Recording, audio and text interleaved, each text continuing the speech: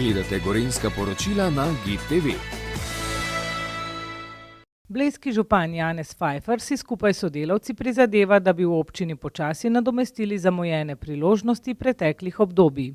Takrat je bilo na voljo veliko zunanjih virov financiranja, zdaj pa praktično vse sloni na občinskih plečih. Najbolj sem ponosen na to, da nam je po vseh teh desetletjih končno uspel priti do gradbenega dovoljenja za severno obvoznico in da je v trenutku že odzvonil razpis, tako da če bo vse v redu, če ne bo pritožb, ni ovire, da ne bi bilo te ceste do naslednje sezone. Medtem potekajo tudi priprave za gradnjo južne obvoznice. Občina trenutno odkupuje zemljišča, na katerih bo potekala trasa težko pričakovane ceste. Smo pa seveda zastavili res na naseliščih na področju bistveno devastirane krajine, nekdanje sicer odlične, ampak načrtno uničene tovarne Vizenin.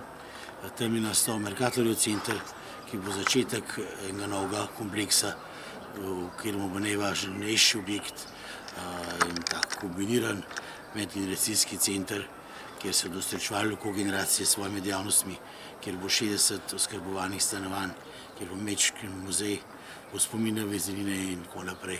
Tega se, pa knjižica seveda, tega se najbolj veselimo. Na območju krajevne skupnosti Ribno so dogradili sistem javne razsvetljave, v zasipu pa zaključili gradnjo manjkajoče kanalizacije.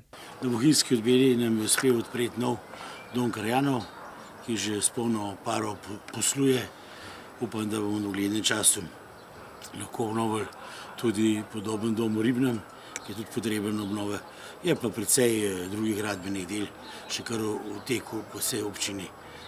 Nekaj energanja povzroča tamle gradnja na Mlinem, prepotrebna varnega prehoda za pešce in avtobusnega postajališča in zraven še novega pristana za pletne.